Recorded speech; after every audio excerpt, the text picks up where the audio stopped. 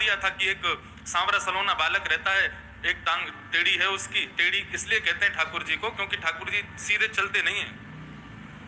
चाल टेढ़ी सी चले, वाम मोती लटकन।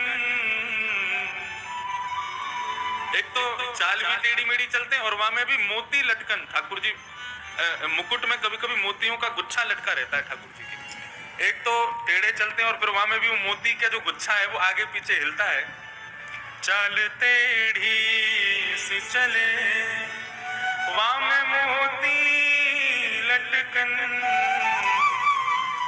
डोले ब्रज कुंजों में झूम के राधा रमन। चाल टेढ़ी सी चले। एक तो ठाकुर जी टेढ़े, और ठाकुर जी टेढ़ी अदा से ही चलते हैं।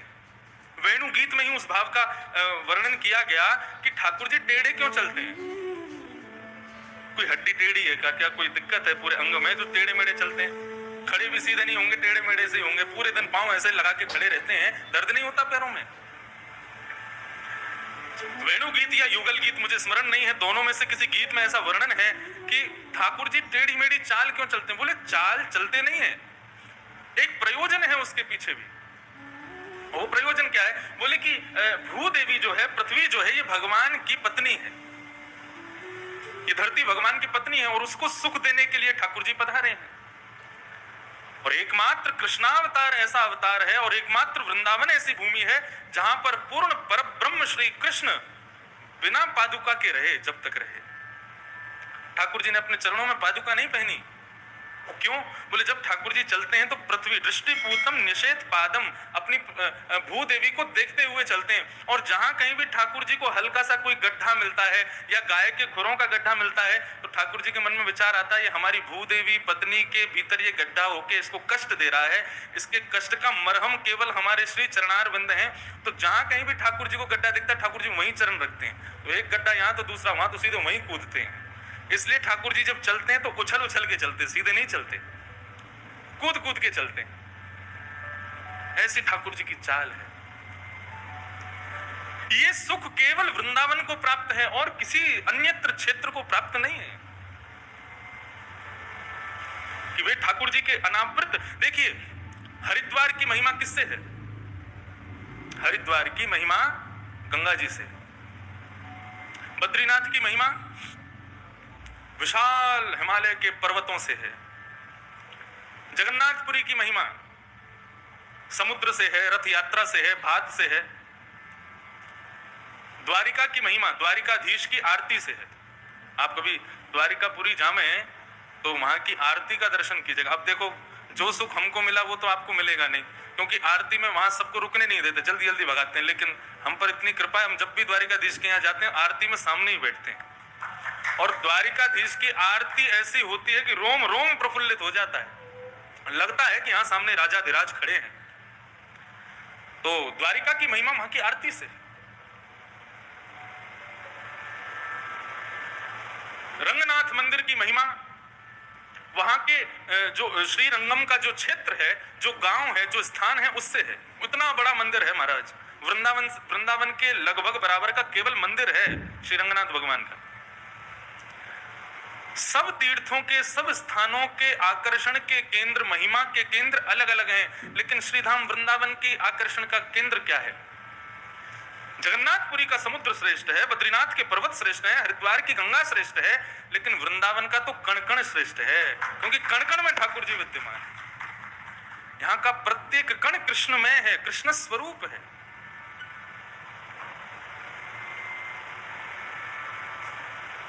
ऐसा श्रीधाम वृंदावन। और उस वृंदावन की ठाकुर जी की लीलाओं का हम लोग दर्शन कर रहे हैं, श्रवण कर रहे हैं। भगवान अब 6 वर्ष के हो गए, लाल जी की उम्र 6 वर्ष की हो गई। धीरे धीरे ठाकुर जी बड़े होते जा रहे हैं, वैसे वैसे लीलाएं ठाकुर जी की बढ़ती जा रही हैं। अब ठाकुर जी धीरे धीरे बछड़ा बछियाओं के संग संग गायों को भी चराने जाते हैं। और गाय चरा करके जब लौटते हैं तो ठाकुर जी का जो रूप माधुरी है उसका वर्णन श्री शुकाचार्य जी कर रहे हैं। ग्रीष्म ऋतु का समय है, ठाकुर जी गैया चरा करके लौट रहे हैं, प्रश्वेत के पसीने के बिंदु ठाकुर जी के अलकावलियों पर, ठाकुर जी के मुखमंडल पर आ रहे हैं। ठाकुर जी के मुख पर आने वाले प्रश्वेत के बिंदुओं को देख करके गाय मचल जाती है और मचल करके ठाकुर जी का श्रृंगार करने का भाव गाय के मन में उत्पन्न होता है। तो गाय क्या करती है, ठाकुर जी के आगे पीछे जोर जोर से कूदना शुरू करती है। उसके कारण से क्या होता है, गाय के चरणों से उड़ने वाली जो धूल है वो ठाकुर जी के प्रश्वेत के बिंदुओं से जाकर के चिपक जाती है और ठाकुर जी की मंगलमयी अलकावली, उनके मध्य में ठाकुर जी की पत्रावलियों का निर्माण हो जाता है। तम गोर जच्छुरित कुंतल वरहा वन्य प्रसून रुचिरे क्षण चारुहासन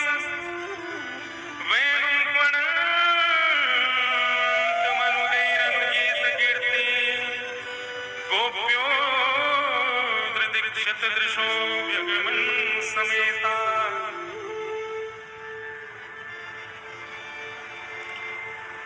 लाल जी को अपने श्रृंगार में सबसे ज्यादा प्रिय है पत्रावली का श्रृंगार, जो इस प्रकार चंदन घिस के बिंदी बिंदी बिंदी लगाते हैं, ठाकुर जी के यहाँ गुलाई बना देते हैं। इस प्रकार से जैसे एक केसर की बिंदी, फिर एक लाल बिंदी, फिर केसर बिंदी, लाल बिंदी, इस प्रकार ठाकुर जी की पत्रावली। ये पत्रावली कहां से शुरू हुई? लाल जी गैया चरा करके लौट रहे थे तो प्रश्वेत के बिंदुओं को देख करके गायों ने उछल करके अपने चरण की रज ठाकुर जी के मुखमंडल पर पहुंचा दी। जैसे ही ठाकुर जी गैया चरा करके नंद भवन पहुंचे तो यशोदा मैया सबसे पहले लाल जी की नजर उतारती है। और आज जैसे ही यशोदा मैया मुख्य द्वार पर आई, मुख्य द्वार पर आकर के अपने लाला के मुखमंडल को देखो है, तो देखते ही यशोदा मैया भी आज नजर उतारनी भूल गई। इतने सुंदर ठाकुर जी लग रहे हैं। यशोदा के मन में आ रही है कहीं आज मेरी नजर मेरे लाला को ना लग जाए। वादन से जब गर्मियों का श्रृंगार रहता है, क्योंकि चंदन ठंडा होता है इसलिए शीतकाल में नहीं लगाया जाता, गर्मियों की सेवा में ठाकुर जी को पत्रावली का श्रृंगार किया जाता है। क्योंकि यशोदा जी को लाल जी पत्रावली के श्रृंगार में बहुत अच्छे लगते हैं, बहुत प्रिय लगते हैं। और ये पत्रावली का श्रृंगार दिया किसने? गौ माता ने, गायों ने। ऐसे ठाकुर जी की मंगलमयी लीला चल रही है। एक धेनुकासुर नाम का एक असुर रहता है वृंदावन में। ये धेनुकासुर जो है ये गधे के रूप में था। भगवान को जब ये बात पता चली, ग्वाल बालों ने आकर के कही, बोले लाला एक धेनुकासुर नाम का एक दैत्य रहता है, वो अपने बगीचे में खेलने नहीं जाता, उसके बगीचे के आसपास यदि कोई पहुंच जाए तो वो मारने आ जाता है, तू वाको वध कर दे। लेकिन ठाकुर जी के मन में कोई और लीला चल रही है। लाल जी कह रहे हैं धेनुकासुर का वध मेरे हाथों होना जरूरी नहीं है, मेरे हाथों यमुना को अपवित्र करने वाला विषैला जो नाग है कालिया, उसका वध होना बहुत जरूरी है। इतने भी हमारे बड़े भैया हों लेकिन अपनी जात का पक्ष तो लेंगे, अपनी प्रजाति का पक्ष तो लेंगे। ऐसी कोई लीला की जाए कि दाऊ दादा हमारे साथ एक दिन बन जाने से चूके और हम कालिया नाग को मारें। अच्छा ठाकुर जी ये लीला क्यों कर रहे हैं? बहुत ध्यान से सुनना। बदला लेना चाह रहे हैं बलराम जी से। बड़े भैया और छोटे भैया, दो भाई जिस घर में होते हैं उनको पता होगा, बड़ा भैया हमेशा कहा करे छोटे भैया को चिढ़ाते ही रहे। और ठाकुर जी को बहुत चिढ़ाते हैं दाऊ दादा, इतना चिढ़ाते हैं, इतना चिढ़ाते हैं, सूरदास जी ने तो एक पद लिख दिया। एक दिन ठाकुर जी रोते रोते मैया के पास पहुंच गए और मैया से जाके बोले, मैया तू मेरी बात सुन ले आज। मैया बोली कहा बात है लाला? रूठ के बैठ गए, बोले मैं खेलन नहीं जाऊंगा आज। बोले क्यों ना जाएगा? तब ठाकुर जी गा रहे हैं सूरदास जी की वाणी में, इतना सुंदर भाव है। इस सुंदर भाव के चित्रण को अपने मन में बनाइएगा। कैसे लग रहे हैं ठाकुर जी? मैया मोहे दाहू बहुत खिजावे, मैया मोहे दाहू बहुत खिजावे। मैया या दाऊ को तू समझा ले, 24 घंटा मेरे पीछे पड़ो रे, मुंह को बहुत बहुत चिढ़ावे। और खिजावे को मतलब एक हमारी ब्रज भाषा में खींच रहे हो मतलब चिड़चिड़ा रहे हो, मतलब अब खींचना कैसे बताएं, क्या कहेंगे? खींचने को चिढ़ना ही कहते हैं। देख कितना खींच रहा है, मतलब चिढ़ रहा है। रिसियारो, अभी रिसियानो ना समझेंगे सब रे। रिसियाना समझते हैं? कितनों रिसियारो, रिसियाने को मतलब क्रोध में भर करके मुट्ठी बांध करके और फिर उल्टा सीधा बोलना, वो उस समय उसको बोलते हैं रसियाना। गुस्सा, चिढ़ करके गुस्सा जो आता है उसको कहते हैं खींचना। लाल जी कह रहे हैं मोए दाऊ बहुत खिजावे, मुंह को बहुत चिढ़ावे। मैया बोली क्यों रे लाला, कहा के ही दाऊ ने तोते। तब लाल जी कह रहे हैं मुंह सो कहत मोल को लीनो, मुंह सो कहत मोल को लीनो, तू जसमत कब जाए मैया मोहे दाऊ बहुत खिजावे। क्या कहवे दाऊ, कहा कहवे तोते। बोले मोसो कहत मोल को लीनो, मोते के लाला तो हम आधी रोटी पे लेके आए, कहीं ते तू यशोदा को थोड़े ही है, तू यशोदा को लाला ना है तो को तुम आधी रोटी पे ले आए, कहीं ते मांग लाए हम। यशोदा मैया बोली अरे लाला तू दाऊ की बातन पे विश्वास क्यों करे, वो तो ऐसे ही बोलता रे। बोले मुंह को विश्वास करना पड़े। बोले क्यों, बोले दाऊ अगली बात कहा के वे।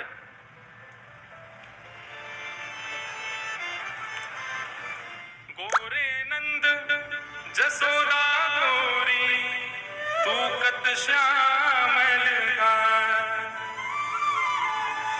ठाकुर जी कह रहे हैं मोसो कहवे कि भैया देख तू कहीं और ते लाए, हम तो को आधी रोटी पे लेके आए हैं। ठाकुर जी बोले मुंह को विश्वास करना पड़ेगा की बात पे। बोले क्यों, मोते कहवे देख यशोदा मैया गोरी है, नंद बाबा गोरे, तू कारो कहां थे है को बता। मैं भी गोरा हूं लेकिन तू कारो, या को मतलब यही है कि भैया तू बाहर से आया, तू हमारे यहाँ कौन है। ठाकुर जी रूठ के बैठे हैं, कहा करूं या रिस्क के मारे खेल हूं ना जात, यही रिस्क के मारे, यही चिढ़ के मारे मैं दाऊ दादा के संग खेल भी ना जाऊं। मैया बैठ करके प्रेम से लाल जी के सुंदर भाव को सुन रही है। मोहन मुख रिस की ये बातें जसुमत सुन सुन रीझ है। शिशुरदास जी कह रहे हैं ठाकुर जी के मुखमंडल पर क्रोध को देख करके यशोदा जी बड़ी रीझ रही है, बड़ी खुश हो रही है। नन्नो सो कन्हैया और ऐसे गुस्सा है कि बैठो।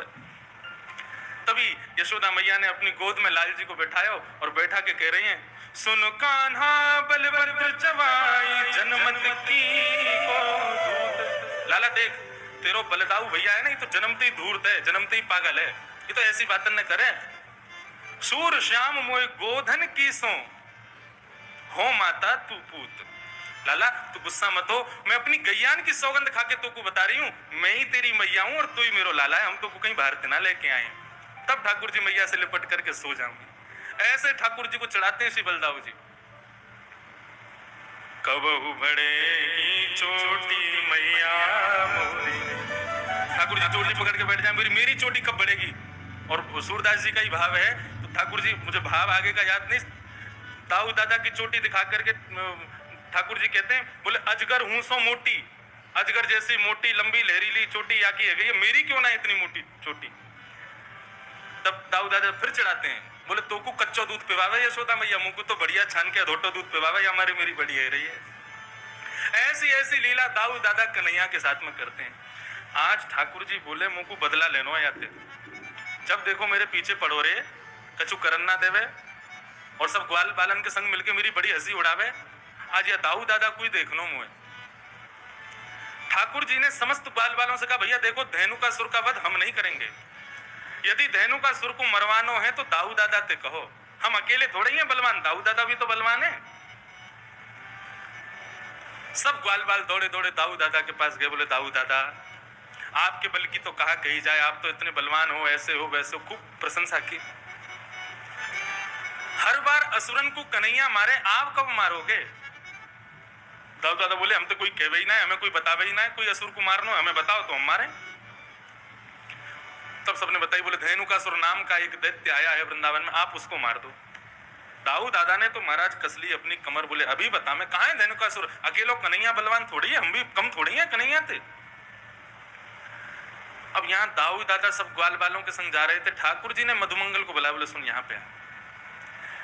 दाऊ दादा जैसे ही धेनुकासुर को वध करे ना, पूरे वृंदावन में हल्ला मचा दियो, बोले दाऊ दादा ने गधा मारो, यो मत कहियो असुर मारो। पूरे वृंदावन में हल्ला मचवा दी और सबंत कह दियो दाऊ दादा ते छुए नहीं, गधा को मार के आए। मधुमंगल बोलो मुंह को कहां मिलेगो, बोले बढ़िया दूध पिवाऊंगा तो को। और तू कहेगा छाछ पिवाऊंगा, दही दे दूंगा, मक्खन खवाऊंगा अपने हाथ से, तू मेरे बस इतना काम कर दे। मधुमंगल बोलो ठीक है कर दूंगा। अब महाराज दाऊ दादा धेनुकासुर को मारने के लिए गए। साधारण गधा नहीं था, विशाल विकराल गधा, एक पूरा वन उसके वश में था, आज भी वो वन है। जैसे ही दाऊ दादा को धेनुकासुर ने देखा, दूर से ही महाराज दुलत्ती उठाता हुआ धेनुकासुर आया। दाऊ दादा ने दांव पेच खेला, उसके भीतर नीचे से जाकर के उसके दो टांगों को पकड़ के आसमान में 4-5 बार घुमा घुमा के एक वृक्ष के पास जाकर के फेंक दिया। वृक्ष से टकरा करके धेनुकासुर का वध हो गया। अब दाऊ दादा सोच रहे हैं लाला हमारो इतने सारे राक्षसन को मारे, सब लोग या को कंधा पे उठा करके सब नाचे, गांव में धूम मचावे, पूरे ब्रजमंडल में पुष्प वर्षण होवे, गोपी अटारीन ते फूल बरसा में सब स्वागत करें लाला को, आज वैसो ही स्वागत मेरो होवेगो। यही इनकी। और मधुमंगल से कही तू पहले भाज के सब उनको बता दियो गधा को मार के आ रहे हैं। अब तो श्री रामा तन सुखा मन सुखा धन सुखा सबरे ठाकुर जी के सखा दाऊ दादा की खूब प्रशंसा कर रहे हैं। जय हो दाऊ दादा की जय हो, बलभद्र भैया की जय हो, शंकरषण भैया की जय हो, खूब प्रशंसा कर रहे हैं। दाऊ दादा कह रहे हैं अब वृंदावन आवे वारो है, समस्त गोपियां छत पे खड़े है के पुष्प बरसाएंगी, यशोदा मैया मेरी आरती उतारेगी, रोहिणी मुंह को हृदय से लगावेगी, कन्हैया मुंह को दंडवत प्रणाम करेगा, आज मैंने भी राक्षस मारो। लेकिन यहां जैसे ही दाऊ दादा वृंदावन में पहुंचे, गोपियां सामने से निकले और मुंह पे हाथ धर के खूब जोर से हंसे। ग्वाल बाल बगल से निकले तो हंसी मजाक करते हुए निकले, अरे दाऊ दादा तुमने तो नाक कटा दी आज हमारी। अटारीन पे गोपियां सब खड़ी हैं, लेकिन मुंह को ढक करके खड़ी और जोर जोर से हास परिहास कर रही हैं। दाऊ दादा जिस गली से निकले वहां यदि समूह होता सब अरे भागो भागो भागो, यदि छुवियों में तो गधा को मार के आयो है। दाऊ दादा के नेत्र लाल पड़ गए, आंसू निकलने लगे, रोते भय पहुंच गए। यशोदा मैया सब समझ गए किसने किया ये काम। रोते रोते गए यशोदा मैया से जाके बोले आज लाला ने मेरी ऐसो अपमान करवायो पूरे वृंदावन में। मैया मैंने राक्षस मारो, मैंने दैत्य मारो, भले ही वो गधा के रूप में हो लेकिन राक्षस हटाओ। और कन्हैया ने पूरे वृंदावन में झूठी खबर फैला दी कि मैंने गधा मारो है। दोनों भैया में हाथापाई हेन लगी, दोनों लड़न लगे। यशोदा मैया आई, दोनों के बीच बचाव कियो, दूर दूर किए, बोले कहा करना चाहो आज बता दो। दाऊ दादा बोले मैं बड़ा हूं, मैं पहले बोलूंगा। बोले बोल। बोले आज के बाद कन्हैया के संग में खेलवे नहीं जाऊंगा वन में। ठाकुर जी तुरंत चरणों में गिर गए, जय। अरे दाऊ दादा ऐसे मत करो, आपके बिना तो मैं कैसे खेलूंगा, आपके बिना कैसे जाऊंगा, आपके बिना मेरा मन कैसे लगेगा, मेरा ख्याल कौन रखेगा, मुकु माँ वन में भोजन कौन करावेगो। दाऊ दादा बोले अब तो को पता चलेगी, अब अकेलो जा, मैं ना जाऊंगा तेरे संग, मैं अपनी दूसरी मित्र मंडली बनाऊंगा, वहां के संग रहूंगा, तू अपनी मित्र मंडली के संग जा। ठाकुर जी झूठे आंसू बहाने लगे। दाऊ दादा कह रहे हैं 2-4 दिन थोड़ा सा रूठेगा फिर मना लूंगा। ठाकुर जी लेकिन अंदर ही अंदर प्रसन्न हो रहे हैं, वाह भाई बहुत बढ़िया, अब कम से कम ये दूर तो रहेंगे, 1 आध दिन में ही हम काम कर देंगे। कालिया नाग का वध करना है, इनके बिना करना है। ठाकुर जी बहुत चिंतित हैं कालिया नाग को लेकर। बंधुओं कालिया नाग के विषय में थोड़ा विस्तार से आज सुनिएगा, बहुत सावधानी से बैठो। कालिया नाग के विषय में श्रीमद् भागवत में वर्णन है, उसका विष सामान्य नहीं था, कालिया नाग का विष साधारण नहीं था। ऐसा कहते हैं कि कालिया नाग जिस क्षेत्र में रहता था तो करीब 200 गज यमुना जी का क्षेत्रफल कालिया नाग ने अपने विष से विषैला किया हुआ था।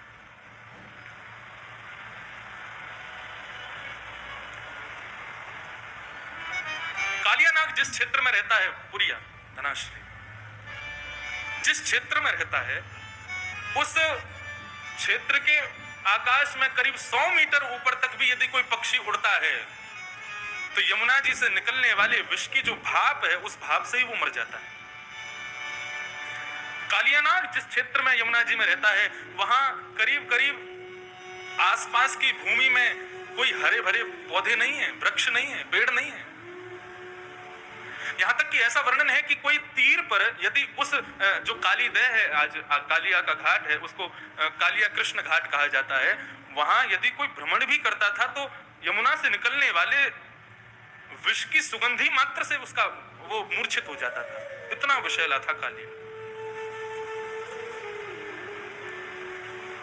भगवान को 2-4 बार खबर मिली कि कुछ गाय यमुना का जल पीने के लिए जाती हैं और वहां यमुना जल पीते ही मूर्छित हो जाती हैं। बंधुओं, यमुना कौन है? यमुना साक्षात भक्ति है। और कालिया कौन है? कालिया ही अहंकार है।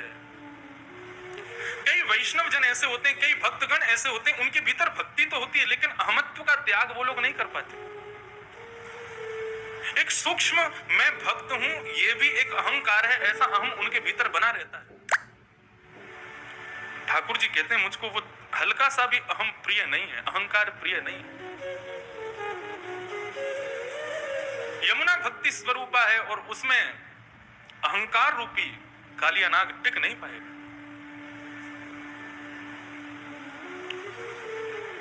यमुना के तीर पर हरियाली नहीं है, इसका भाव यह है कि जिस व्यक्ति के अंदर भक्ति तो है लेकिन अहमत्व रहता है, उसके आसपास दूर दूर तक भी भगवान की कृपा प्रकट नहीं होती, भगवान की कृपा विद्यमान नहीं होती। इसलिए बंधु, भक्त बने तो सबसे पहले इस चीज का विशेष ध्यान रखें कि हमारे भीतर अहमत्व ना हो। गोपियों यथा ब्रज गोपिका नाम, नारद भक्ति सूत्र में श्री नारद जी महाराज कहते हैं कि ब्रज की गोपियां उनसे बड़ा कोई भक्त नहीं है, लेकिन रास करते करते उनके भीतर भी एक अहमत्व की गंध तो आई थी, जिसके कारण ठाकुर जी वहां से भी अंतर ध्यान हो गए। आज इतनी कथाएं हम लोग सुनते हैं, इतना भगवत नाम हम लोग गाते हैं, इतने नाम जप हम लोग करते हैं, इतनी ठाकुर जी की सेवा हम लोग करते हैं, फिर भी ठाकुर जी का किंचित मात्र भी अनुभव हमको क्यों नहीं होता? क्योंकि किसी ना किसी रूप में अहम तो भीतर है। कालिया नाग हमारे भीतर बैठा है।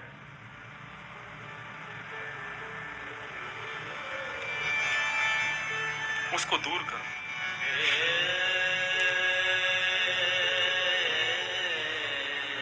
लेकिन एक आश्चर्य की बात,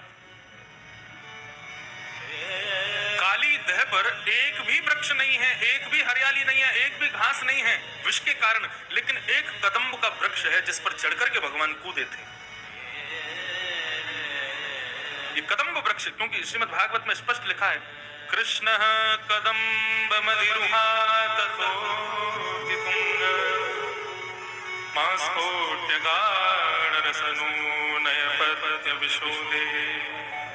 एक कदम्ब का वृक्ष वहां है। परीक्षित जी महाराज ने पूछा, महाराज जब एक भी वहां पर घास नहीं, हरियाली नहीं, दूर दूर तक कोई प्रकट होने वाली जंतु नहीं, तो फिर ये कदम्ब कैसे जीवित थे? तब एक अद्भुत कथा सुनाई गई। बोले कि जब देवासुर संग्राम हो रहा था, देवता और असुरों के बीच में अमृत को लेकर के युद्ध हो रहा था, अहम पूर्वम, हम पहले पिएंगे, हम पहले पिएंगे। उस समय भगवान ने विचार किया ये तो बहुत युद्ध हो रहा है, इनको संभालने के लिए, इनको रोकने के लिए कोई स्त्री का प्रकट होना बहुत जरूरी है। और उस समय विष्णु भगवान ने, नारायण ने विचार किया कि मैं मोहिनी रूप धारण करूं। तब भगवान ने गरुण जी को आदेश किया, बोले गरुण मुझे थोड़ा समय लगेगा, मैं मोहिनी रूप धारण करके आ रहा हूं, तब तक इस पूरे युद्ध को तुम संभालो, अमृत कलश का तुम रक्षा करो। गरुण जी महाराज उड़ते हुए आए और समुद्र मंथन में निकले हुए अमृत कलश को लेकर के सीधे पहुंचे नासिक, और नासिक में ले जाकर के इकट्ठा करके वहां उसको गाड़ने लगे। इतने में क्या देखते हैं, 33 करोड़ देवता और दैत्य सब दौड़े दौड़े वहां भी आ गए। गरुड़ जी महाराज ने तुरंत वहां से अमृत कलश निकाला, 2-4 बूंद वहां गिर गए, इसलिए कुंभ वहां होने लगा। सीधे भागे प्रयागराज। प्रयागराज में भी समस्त देवता असुर आ गए, वहां से भागे हरिद्वार। हरिद्वार से जब भागने लगे तो कहां पहुंचे? यमुना के पुलिन पर। चाहते तो थे वृंदावन में विराजे, लेकिन देवता और असुर इतनी द्रुत गति से पीछा कर रहे थे कि थोड़ी देर बैठने का ही अवसर मिला। कहां बैठे? बोले यमुना के पुलिन पर विराजमान एक कदम्ब के वृक्ष पर बैठे, कलश को लेकर के। इसलिए वृंदावन में कुंभ नहीं लगता। कुंभ से पूर्व, हरिद्वार कुंभ से पूर्व केवल बैठक होती है। क्यों? क्योंकि अमृत कलश को लेकर के गरुड़ जी यहां बैठे थे, और उस समय अमृत कलश से कुछ बिंदु छिड़क करके उस कदम्ब ने अपने भीतर धारण कर लिए थे, जिसकी वजह से कालिया नाग के आगमन पर सब कुछ वहां से जा चुका था, लेकिन कदम्ब वृक्ष तब भी विद्यमान था। पर चढ़कर के भगवान कूदे थे यमुना जी।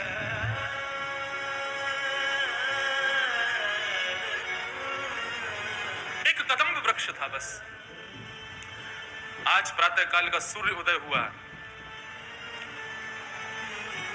अपनी समस्त गृहचर्याओं को निवृत्त होकर के ठाकुर जी अपने समस्त ग्वाल मंडली के साथ में कंडूक क्रीड़ा करने के लिए यमुना पुलिन पर जाने लगे। आज ठाकुर जी उस दिशा में जा रहे हैं जहां आज तक कभी नहीं गए। मधुमंगल, श्रीदामा आदि सब ठाकुर जी को रोक रहे हैं। बलराम जी होते हैं तो बलराम जी जो कहते हैं ठाकुर जी को करना पड़ता है, लेकिन आज रोकने वाला कोई नहीं।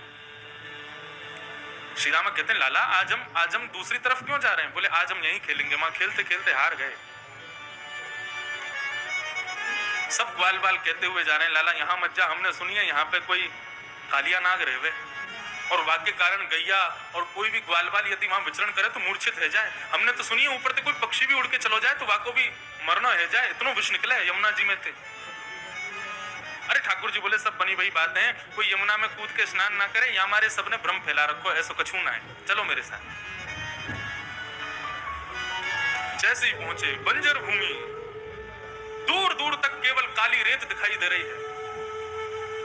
सब ब्रजवासी बालक घबरा रहे हैं, लेकिन ठाकुर जी के हृदय में जो भाव है वो ठाकुर जी को पता है। कंडूक क्रीड़ा करते करते इस प्रकार से क्रीडन किया कि मधुमंगल श्रीदामा की जो गेंद थी ठाकुर जी ने उसको यमुना जी में फेंक दिया। जैसे ही यमुना जी में जाकर के गेंद गिरी है, ठाकुर जी ने अपनी माया से ही श्रीदामा के हृदय में प्रवेश किया और श्रीदामा के माध्यम से जिद करवाने लगे कि मुझको तो वही गेंद चाहिए। नहीं तो क्रीड़ा करते करते कितनी गेंद खोती हैं, कभी श्रीदामा मधुमंगल क्रोधित नहीं होते, कुंपित नहीं होते, लेकिन आज श्रीदामा जिद कर रहा है मुझको वही गेंद चाहिए। बाकी के सब सखा मंडली के सब श्रीदामा से कह रहे हैं अरे ठीक है लाला दूसरी गेंद आ जाएगी, ऐसे तो जाती रही, तू आज इतना गुस्सा क्यों है?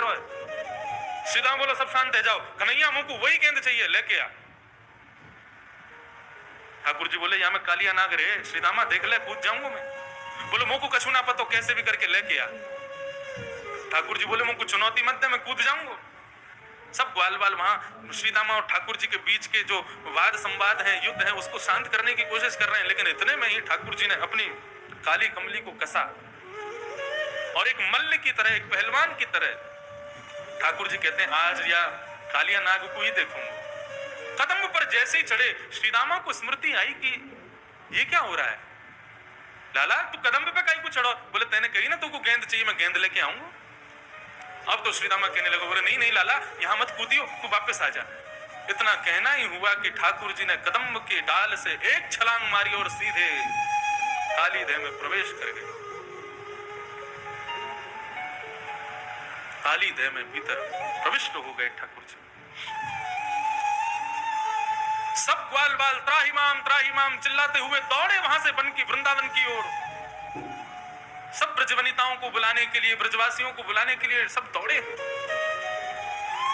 यहाँ काली देह में जैसे ही ठाकुर जी ने प्रवेश किया, प्रवेश करते ही कालिया नाग सो रहा है और कालिया नाग की नाग पत्नियों ने ठाकुर जी का दर्शन किया। श्री शुकाचार्य जी वर्णन कर रहे हैं, नाग पत्नियां कह रही हैं ठाकुर जी लग कैसे रहे हैं? तम प्रेक्षणीय सुकुमार घनावदातम श्रीवत्स पीत वसनम स्मित सुंदरास्यम क्रीडन्तमम प्रतिभयं कमलोत्तरांग्री संदर्श मम शुश्रूष भुजाय च। नाग पत्नियों ने ठाकुर जी का दर्शन किया। कैसे लग रहे हैं ठाकुर जी? प्रेक्षणीय, ये शब्द सुनने योग्य। तम प्रेक्षणीय, प्रेक्षणीय का मतलब क्या है? एक तो होता है कि किसी को देख करके आपको अच्छा लगा, लेकिन थोड़ी देर अच्छा लगा फिर आप चले गए। लेकिन एक होता है किसी की रूप माधुरी को देख करके आप उस रूप माधुरी पर इतने आसक्त हो गए कि उससे नजर हटा ही नहीं पा रहे। इसको कहते हैं प्रेक्षणीय। नाग पत्नियां मन में विचार कर रही हैं ये कौन आया यमुना जल में? बोले प्रेक्षणीय है कोई, मतलब उससे नजर हटा नहीं पा रही। इतना सुंदर सुकुमार, एक छोटा सा कुमार बालक है। और कैसा है? श्रीवत्स, श्रीवत्स का चिन्ह ठाकुर जी की छाती पर दिखाई दे रहा है। पीत वसनम, पीतांबरी पहनी हुई है। स्मित सुंदर, स्मित कहते हैं एक मधुर सी एक मुस्कान मुखमंडल पर है जिससे ठाकुर जी अत्यंत सुंदर लग रहे हैं। क्रीडंत मत प्रतिभयम, क्या कर रहे हैं? बोले तैर रहे हैं जल के भीतर। कमलोदरांघ्री, संपूर्ण अंग कैसा है? बोले कमल के भांति कोमल जैसा अंग है ठाकुर जी का। स्वामी श्री हरिदास जी महाराज कहते हैं ऐसी छवि को देख करके, ऐसे ही देखत रहूं मैं जन्म सुफल करवाऊं, ऐसे ही देखत रहूं मैं जन्म सुफल कर मानूं। यही भाव है प्रेक्षणीय का, मतलब नाग पत्नियों का मन हो रहा है कि हम इसको देखते ही रहें, इससे नजर हटावे नहीं, इतना सुंदर है। ऐसे सुंदर सुकुमार ठाकुर जी को देख करके नाग पत्नियां मोहित हो गई। तभी ठाकुर जी भीतर प्रवेश करते हैं और नीचे देखते हैं और देख करके देखते हैं कि कालिया नाग सोया हुआ है। वेग से जाते हैं ठाकुर जी और उसके सोए हुए फण के ऊपर अपना पादप प्रहार करते हैं और उस प्रहार से कालिया नाग विशाल रूप धारण करके ठाकुर जी के सामने खड़ा हो जाता है। एक तो सर्प गुस्सैल होता है और उसमें भी सोए हुए सर्प को छेड़ दिया जाए तो उस समय उसका क्रोध इतना भयंकर होता है कि यदि किसी को डस दे तो दुनिया की कोई ताकत उसको बचा नहीं सकती। 101 फन है कालिया नाग के। विशाल विकराल कालिया नाग ठाकुर जी के सामने खड़ा हो गया। जैसे ही ठाकुर जी को देखा, कुछ सोचता तो बाद में सबसे पहले फन मारा। जैसे ही फण मारने के लिए आगे बढ़ा, ठाकुर जी 2 कदम पीछे को हट गए। जैसे ही पीछे हटे तो फण जाकर के ठाकुर जी के चरण के अंगुष्ठ के अग्रभाग में लगा। शुक्राचार्य जी वर्णन करते हैं, परीक्षित, ठाकुर जी पूर्ण रूपेण मन बना करके गए थे कि आज कालिया नाग को जीवित नहीं छोड़ेंगे, लेकिन कालिया नाग ने जैसे ही फण मारा और वो फण जाकर के ठाकुर जी के चरणों के अग्रभाग में लगा तो ठाकुर जी के मन में आया, बोले अरे कालिया नाग, मैं तो तुझे मारने आया था, लेकिन अब तेने प्रणाम कर लिया, अब तू शरणागत हो गया, अब तेरा वध नहीं कर पाऊंगा। शरण गए प्रभु ताही न त्यागा, त्याग नहीं सकता तुझे मैं। पीछे हट गए ठाकुर जी। जैसे ही नीचे फण मारा तो फण नीचे जमीन में लगा, उससे और ज्यादा लग गई कालिया नाग के, तो और कुंपित हो गया, क्रोधित हो गया। अप्लाई करें भारत की टॉप कंपनीज में पेड इंटर्नशिप के लिए। प्राइम मिनिस्टर इंटर्नशिप स्कीम, आपके सपनों की उड़ान। आबाल वृद्ध वनिता सर्वेंग पशुवृत्तय, सब दौड़े दौड़े आए। जैसे ही पूरे वृंदावन में पता चला कि ठाकुर जी काली दह में कूद गए हैं, छोटे छोटे बालक, बड़ी वृद्ध माताएं, युवती, गोपियां सब दौड़े हैं यमुना पुलिन की ओर। और ऐसा वर्णन करते हैं कि दौड़ करके वहां खड़े होकर देख नहीं रहे, सब दौड़ करके काली दह में कूदने को ही तत्पर हो रहे हैं। इतने में ही बलराम जी पहुंचे और बलराम जी ने जाकर के काली दह के किनारे पर समस्त गोपांगनाओं को, समस्त ब्रजवासियों के चरणों में प्रणाम करके सबको रोका कि कृष्ण प्राणान निर्विशस्तो नंदादि विक्षयतम हृदम। बलराम जी समझा रहे हैं, बोले आपको कृष्ण पर विश्वास नहीं है, इतने बड़े बड़े राक्षस आए लेकिन हमारे कन्हैया का बाल बांका किसी ने किया? अरे भूल गए क्या गर्गाचार्य जी कह के गए थे, नारायण समो गुणी ही, नारायण के समान गुण वाला है हमारा कन्हैया, थोड़ी देर प्रतीक्षा करो, हमारो कन्हैया बाहर न करके आवेगो। यहाँ कालिया नाग ने अपने संपूर्ण अंग को ठाकुर जी के चारों तरफ लपेट लिया और लपेट करके ऊपर फण लेकर के ठाकुर जी के ऊपर देख रहा है ठाकुर जी। जैसे ही कालिया नाग ने अपने फण उठा करके ठाकुर जी की ओर अपने फण को झुकाया और जैसे ही डसने को आगे बढ़ने लगा, बलराम जी ने ऊपर से ही ठाकुर जी को देखा। तो कन्हैया इतनी प्रतीक्षा किस बात की कर रहे हो? अरे इस काली नाग को मजा क्यों नहीं चखा देते? जब बलराम जी ने ये आश्वासन दे दिया कि हमको कोई दिक्कत नहीं है, तुम कर लो जो करना है, ठाकुर जी ने तुरंत अपना वेग से शरीर फुलाना शुरू किया। कालिया नाग की नस नस ढीली हो गई। कालिया नाग को लगा यदि अभी मैंने इस बालक को नहीं छोड़ा तो पूरा शरीर फट जाएगा मेरा। तुरंत अपने शरीर को ढीला कर दिया कालिया नाग ने। 101 फण है उसके, अपने प्रत्येक फण से जीव को बाहर निकालता है ठाकुर जी का, ठाकुर जी को दसने के लिए। ठाकुर जी ने उसकी जितनी जीभ बाहर आ रही थी समस्त जिह्वाओं को एक साथ पकड़ा और पकड़ करके जिस प्रकार रथ हाँकता है कोई घोड़ों के पीछे खड़ा होकर, ठाकुर जी ऐसे ही समस्त जीवों को पकड़ करके कालिया नाग के मस्तिष्क पर चढ़ गए, खींच लिया जोर से। ये सर्वांगीण भाव है श्रीमद् भागवत में। जो जो एक एक बात लिखी है सब यहां पर बताई जा रही है। जैसे ही ठाकुर जी ने जीव को खींचा, कालिया नाग अपने अन्य मुखों से जीव निकाल करके ठाकुर जी को डसने लगा। ठाकुर जी बोले ऐसे नहीं मानेगो, या को मजा चखाने ही पड़ेगा। जिस जिस मुख से अपना फण बाहर निकालता है उस फण पर ठाकुर जी अपनी एड़ी दबाते हैं, चरण नहीं रखते हैं, अपने चरण के पिछले भाग से उसके मस्तिष्क को रोंदते हैं। अब 101 फण वाला कालिया नाग कभी पहली जीव को निकाले, कभी 10वीं जीव को निकाले, कभी 80वीं जीव को निकाले। जिस जिस जीव को कालिया नाग निकाले ठाकुर जी उतनी द्रुत गति से उसके मस्तिष्क पर प्रहार करते हैं। करते करते इतनी तीव्र गति से, इतनी द्रुत गति से ठाकुर जी वहां पर कूदने लगे कि आकाश में दर्शन कर रहे समस्त देवताओं को लगने लगा कि ठाकुर जी कहीं तांडव नृत्य तो नहीं कर रहे। समस्त देवता बोले अरे मृदंग लाओ, गाजे बाजे लाओ, भैया राग रागनी गाओ, हमारे श्याम सुंदर आज नृत्य कर रहे हैं। यहाँ बेचारो कालिया नाग मरो जा रहा है और आकाश में सबको लग रही है कि ठाकुर जी नृत्य कर रहे हैं। गंधर्व सिद्ध सुच सुरचारण देव पृथ्व्या मृदंग पणवान गवाद्य गीत। सारे देवता गंधर्व आकाश में मृदंग बजाने लगे, कांसे बजाने लगे, गीत गाने लगे, पुष्प वर्षण करने लगे। बोले आज हमारे ठाकुर जी नृत्य कर रहे हैं। शुक्राचार्य जी कहने नृत्य हो नहीं रहा है, लेकिन सबको लग रहा है कि ठाकुर जी नृत्य कर रहे हैं।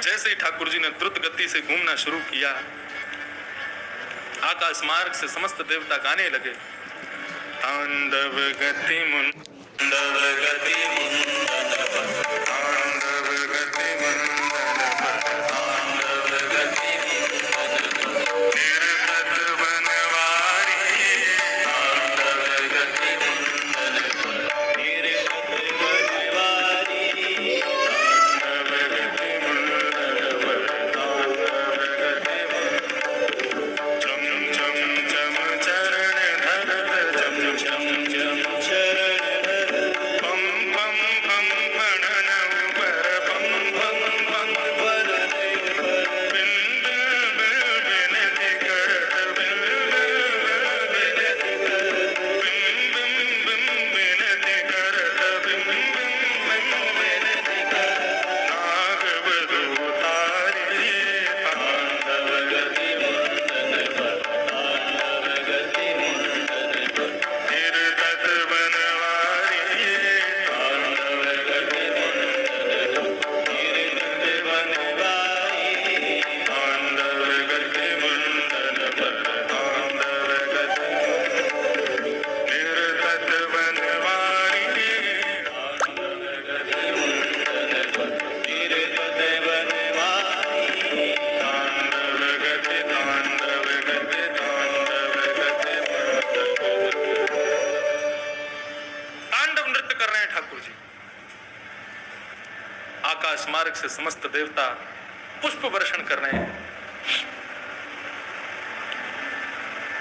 तभी क्या देखती हैं नाग पत्नियां? कालिया नाग के मुख से, नाक से, कान से, हर स्थान से जितने छिद्र हैं उसके मुख में सब जगह से रक्त की धार बह रही है। नाग पत्नियों ने सोचा कि यदि अब ठाकुर जी से प्रार्थना नहीं की तो हमारे पतिदेव मारे जाएंगे, मर जाएंगे। तब यहाँ पर इतना सुंदर भाव कहते हैं शुक्राचार्य जी कि परीक्षित नाग पत्नियों ने सीधे जाकर के ठाकुर जी की स्तुति नहीं गाई। नाग पत्नियां काली नाग के बच्चों को लेकर के आई और बच्चों को आगे करते हुए, मतलब ठाकुर जी के सामने उनको थोड़ी दया आ जाए, उन बच्चों को आगे करते हुए फिर नाग पत्नियां हाथ जोड़ करके खड़ी करके फिर स्तुति गाती हैं ठाकुर जी की। और कितनी सुंदर मधुरतम स्तुति गाई है नाग पत्नियों ने। सावधानी से सुनिए। न्यायो हि दण्डः कृतकिल विशेषेण त्वावतार फल निग्रहाय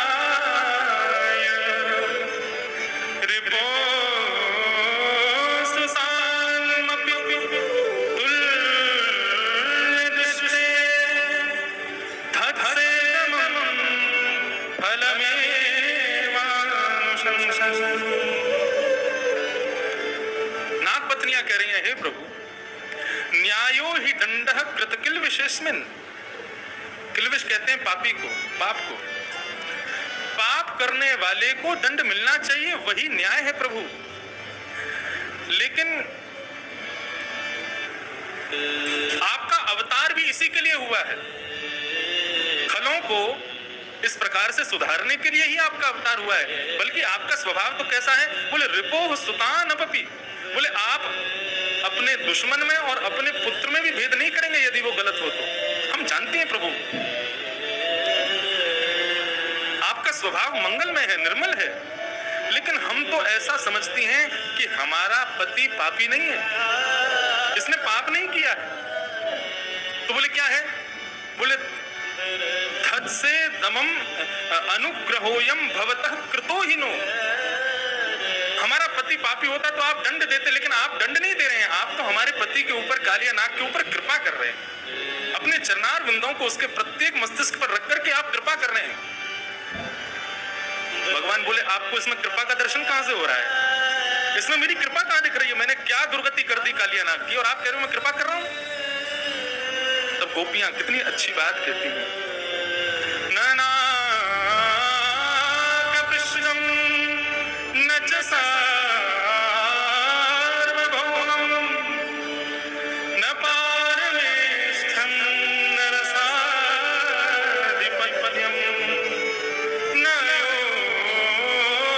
योगसिद्धि अपुनर्भवं वा वाञ्छन्ति यत्पादरजोऽभिषेकम्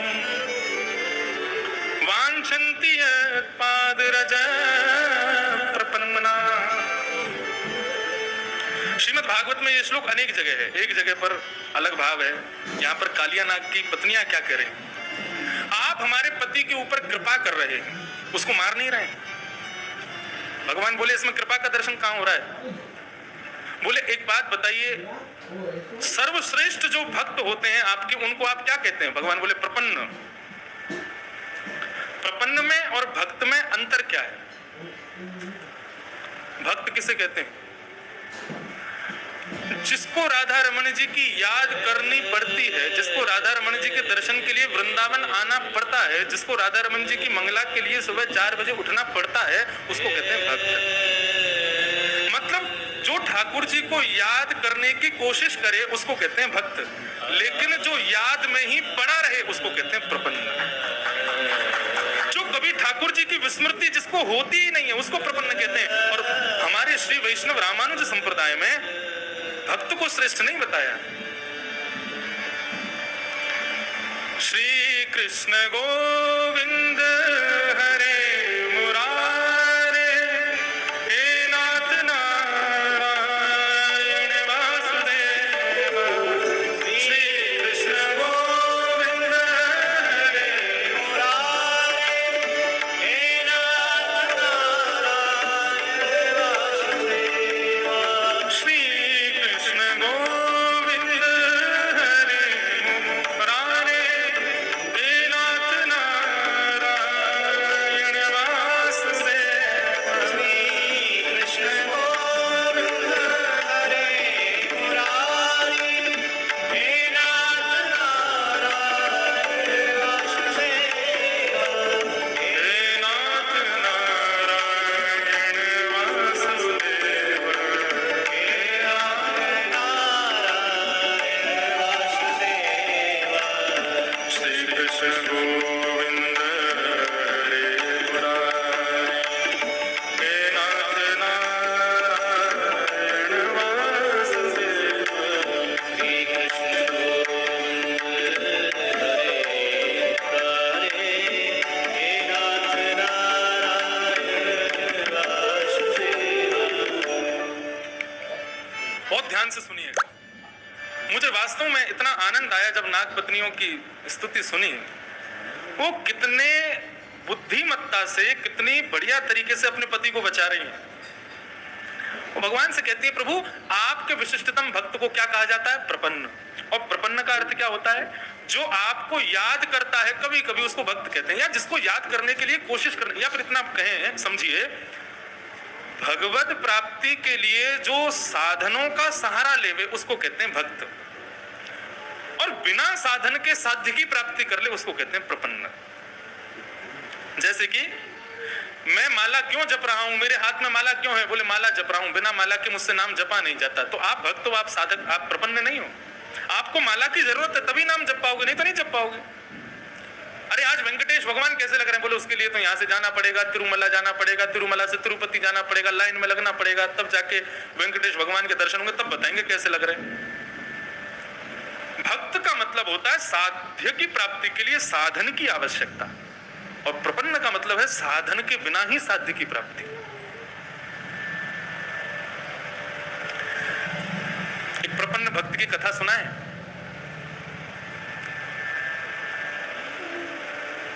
आजकल जगन्नाथ भगवान रथ यात्रा पर हैं और अब वापस लौट के जा रहे हैं अपने गुंडीचा मंदिर से वापस श्री क्षेत्र में, श्री मंदिर में।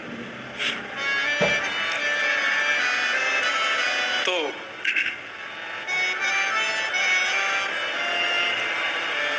ये बात है 17वीं सदी की। भगवान श्री जगन्नाथ का एक अद्भुत भक्त हुआ। एक ब्राह्मणी कन्या थी, बहुत सुंदर थी। उसकी सुंदरता पर अकबर का सेनापति मिलिच वो आकृष्ट हो गया। उसका नाम था कालबेग। उस ब्राह्मणी कन्या का हरण करके, बहुत ध्यान से सुनिएगा सब लोग इस कथा को, कालबेग ने उस ब्राह्मणी कन्या का हरण कर लिया और हरण करके ले गया और उस ब्राह्मणी कन्या का गर्भाधान कर दिया। उस कन्या ने विचार किया कि मैं समुद्र में कूद करके अपने प्राणों का परित्याग कर दूं, लेकिन मन में विचार करती है कि मेरे गर्भ में भले ही पिता कोई भी हो लेकिन मेरा बालक है। मेरे साथ जो कुछ भी मेरे जीवन में हुआ मैं उसको भूल जाऊं, लेकिन मैं एक बालक को भगवान का परम भक्त बनाऊं। ये भावना उसके हृदय में आई और तब उस ब्राह्मणी कन्या ने एक बालक को जन्म दिया।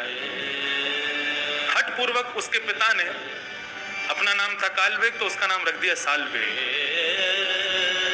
सालबेग सालबेग बचपन से ही अपनी मैया से श्री जगन्नाथ जी की मंगलमयी कथाओं को श्रवण करता था। श्री जगन्नाथ जी की रथ यात्रा कैसे होती है, जगन्नाथ जी का भात कैसे बनता है, जगन्नाथ जी का रूप कैसा, बलभद्र सुभद्रा कैसे हैं, ये सब अपनी मैया से सुनता था। धीरे धीरे सालबेग बड़ा हो गया। एक दिन सालबेग अपने घर की छत पर बैठा था, तभी वो देखता है कि अड़ोस पड़ोस के लोग सामान बांध करके बैलगाड़ियों में बैठ करके और जा रहे हैं। उसने अपनी माँ से पूछा, माँ ये सब लोग कहाँ जा रहे हैं? तो उसकी माँ ने बताया, बोले बेटा ये सब लोग श्री जगन्नाथपुरी जा रहे हैं, जगन्नाथ भगवान की रथ यात्रा में जा रहे हैं। जैसे सालबेग ने सुना जगन्नाथ जी की रथ यात्रा, उछलने लगा, मचलने लगा, माँ मैं भी जाऊं इनके साथ में, मुझे भी दर्शन करना है। सालबेग की माँ ने कहा, बेटा तुम ऐसे कुल में उत्पन्न हुए हो कि तुमको जगन्नाथ जी के दर्शन का सौभाग्य कभी नहीं मिलेगा। आज भी जगन्नाथ भगवान के दर्शन गैर हिंदुओं को नहीं प्राप्त होते, बस तब जब रथ यात्रा में आते तभी दर्शन का सौभाग्य मिलता है।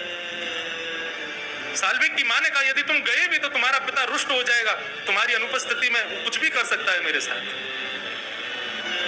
इसलिए बेटा यहीं बैठ करके जैसा मैंने तुमको बताया ऐसे ही जगन्नाथ जी के मंगल में दर्शन किया करो।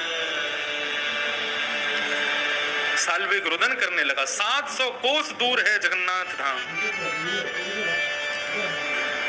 और सालबेग अपनी छत पर बैठ करके श्री जगन्नाथ जी के मंगल में रूप का स्मरण करते हुए उड़िया भाषा में एक गीत गाता है। अब मुझे संपूर्ण तो नहीं आता, मैंने ये कथा लगभग आज से 5 वर्ष पहले जब जगन्नाथपुरी में कथा हुई थी तब कही थी, तब के बाद आज कह रहा हूं। आज ये प्रसंग सुनते समय प्रपन्न भक्त का स्मरण कर रहा था। कौन प्रपन्न भक्त, किसके बारे में बताऊं? अनेकों हैं, सभी प्रपन्न हैं, लेकिन तब स्मरण आया सालबेग का। सालबेग भगवान की वहीं बैठा बैठा स्तुति गाता, अद्भुत स्तुति।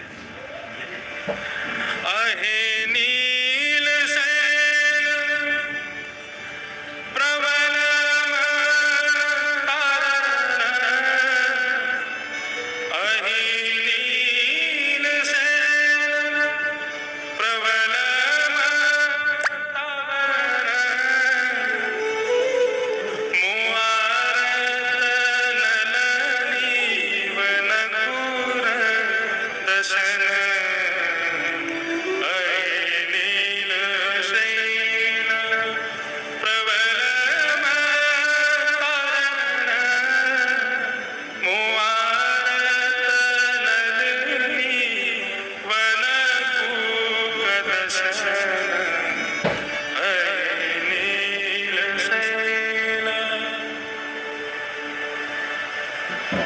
साल्वेग गा रहा है, अरे नीलाचल पर्वत के मदमस्त हाथी जगन्नाथ।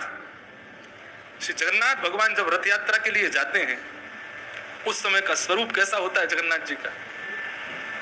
समस्त पंडा पुजारियों के कंधे पर हाथ रख करके जिस प्रकार एक हाथी गजगामन चाल, ऐसे जगन्नाथ भगवान सीढ़ियों पे कूद कूद के आते हैं नीचे जब रथ यात्रा के लिए जाते हैं।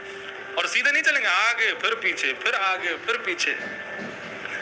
साल्वेग ने कभी दर्शन नहीं किया अपने जगन्नाथ जी का, लेकिन अपनी मां से सुने हुए वचनों को केवल गा रहा है। अहि नील शैल प्रबल मत तारण, ए नीलाचल पर्वत के पर्वत यानी कि मत वाले हाथी। हाथी का एक स्वभाव होता है क्या कि हाथी कमल के वन को जब देखता है तो उसको छोड़ता नहीं है, ध्वस्त कर देता है। साल्वेग जगन्नाथ भगवान से कह रहा है, मोवार तन लगी वन मैंने पूर्व जन्म के कोई पाप किए होंगे जगन्नाथ भगवान, जो मैं आपके दर्शन का अधिकारी नहीं हूं, तो आप आकर के मेरे उन पाप रूपी कमल की बगीचे को आकर के ध्वस्त कर दीजिए और मुझे अपना दर्शन कराइए हे जगन्नाथ जी। साल्वेग जब ये स्तुति गा रहा था, श्री जगन्नाथ भगवान श्री मंदिर से उतर करके रथ की ओर प्रस्थान कर रहे थे। और जैसे ही रथ में जाकर के आरूढ़ हुए, वहां ठाकुर जी को करोड़ों भक्त नहीं दिख रहे हैं, केवल साल्वेग की मंगलमय स्तुति सुनाई दे रही है। एक म्लेच्छ मुस्लिम बालक है साल्वेग, सुभद्रा का रथ चल पड़ा, करोड़ों की तादाद में भीड़ आ गई, जगन्नाथ भगवान के रथ को चारों ओर से घेर लिया। बड़े बड़े मदमस्त लोगों ने आकर के जैसे ही जगन्नाथ जी के रथ को खींचना शुरू किया, सुबह से शाम हो गई लेकिन जगन्नाथ जी का रथ हिला नहीं वहां से। जगन्नाथपुरी का राजा आया, राजा ने आकर के भात भोग लगाया, रसगुल्ला भोग लगाया, ठाकुर जी के चरणों में बार बार प्रणाम कर रहे हैं, प्रभु हमसे कोई अपराध हो गया, आपका रथ आगे क्यों नहीं बढ़ रहा है। जहां तक दृष्टि पड़ रही है लोग खड़े हैं जगन्नाथ जी के रथ के आगे बढ़ने की प्रतीक्षा कर रहे हैं। राजा ध्यानस्थ होकर के बैठा, जगन्नाथ भगवान उसके स्वप्न में प्रकट हो गए और कहा, बोले आज मेरे रथ को खींचने के लिए एक भी व्यक्ति जगन्नाथपुरी में क्यों नहीं आया। राजा कहता है, प्रभु अपने नेत्र, विशाल नेत्रों को खोल के देखिए, जहां तक आप देखेंगे समुद्र के भांति लोग ही लोग खड़े हैं रथ को खींचने के लिए, आप कैसे कह सकते हैं कि एक भी भक्त नहीं है। जगन्नाथ भगवान रुदन करने लगते हैं और कहते हैं, हे राजन आज मुझको केवल साल्वेग दिख रहा है, मुझको और कोई दिखाई नहीं दे रहा। कैसे भी करो व्यवस्था करके साल्वेग को बुलवाओ, वो आकर के जब रथ में हाथ लगाएगा तभी मेरा रथ आगे बढ़ेगा। आज राजा ने 700 कोस दूर पालकी भेजी और साल्वेग अपने रथ पर, अपने छत पर खड़ा खड़ा रुदन कर रहा है, जगन्नाथ भगवान की मंगलमय स्तुति गा रहा है। राजा की समस्त लोग गए और जाकर के साल्वेग को पालकी में लेकर के आए। करोड़ों लोग जो जगन्नाथ जी के दर्शन के लिए आतुर बैठे थे, लेकिन अब जगन्नाथ जी को कोई नहीं देख रहा, सब साल्वेग की प्रतीक्षा कर रहे हैं, भाई कौन ऐसा भक्त है जिसके लिए जगन्नाथ जी आगे नहीं बढ़ रहे। एक म्लेच्छ का बालक साल्वेग जब पालकी में बैठ करके उस करोड़ों जनसंख्या के बीच में प्रकट होता है, रथ पर बैठे हुए जगन्नाथ जी का विग्रह मानो मदमस्त होकर के मचलने लग जाता है। राजा को आज्ञा करते, साल्वेग को लेकर के आओ और आकर के मेरे हृदय से लगा दो।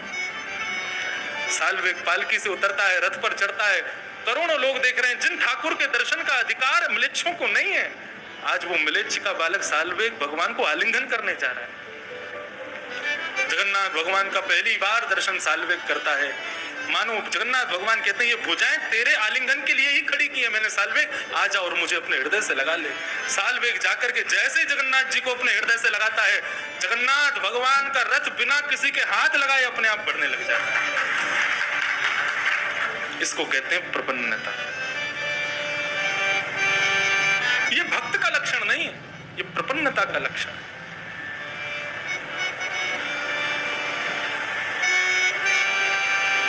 ऐसी अद्भुत कथा साल्वेग की। साल्वेग ने पूरी स्तुति गाई, मैंने हिंदी अनुवाद पढ़ा है उसका। इतना अद्भुत भाव है, इतना सुंदर भाव है। श्री गिरधर लाल जी का तृतीय जन्मोत्सव जगन्नाथपुरी में होगा तो ये उड़िया भाषा का साल्वेग का गीत पूरा गाएंगे और पूरे का भाव सुनेंगे वहां पर। साल्वेग पर श्री जगन्नाथ जी ने कृपा की।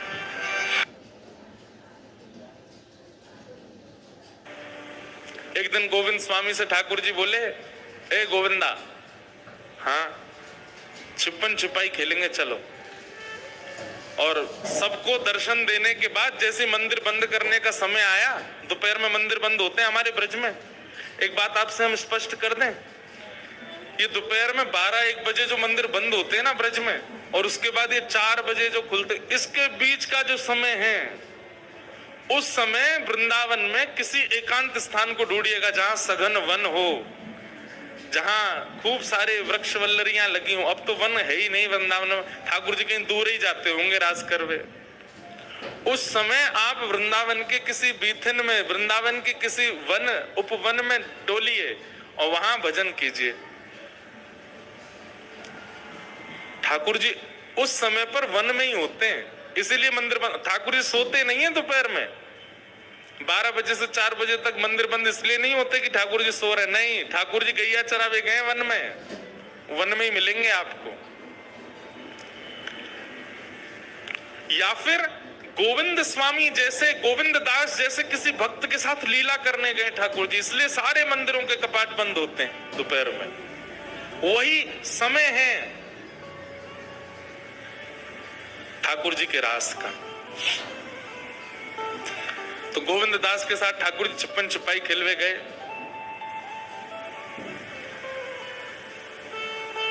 पहली बारी गोविंदा की आई। गोविंदास बोलो लाला मैं 10 तक गिनती गिनूंगो, तुम छुप जाओ मैं ढूंढूंगो। ठाकुर जी बोले हाँ ढूंढ लो।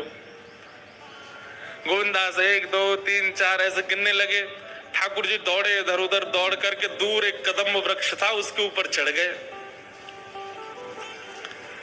अब गोविंद दास की 10 गिनती पूरी भई तो उन्होंने बोला आ रहा हूं लाला छुप जाओ। लेकिन गोविंद दास इतने चतुर, उनको पता है ठाकुर जी ने आज गुलाब का इत्र लगाया है, तो ठाकुर जी जहां जहां स्पर्श करते भागे होंगे वहीं से सुगंधी आ रही है। सूंघते हुए गोविंदास जा रहे हैं। दूसरी बात, ठाकुर जी के चरणों में कुमकुम है। ठाकुर जी जहां जहां चरण रखते हैं वहां वहां कुमकुम छिड़क जाता है। चलते चलते गोविंदास देख भी ले रहे हैं कहां कहां से कुमकुम छिड़क रहा है।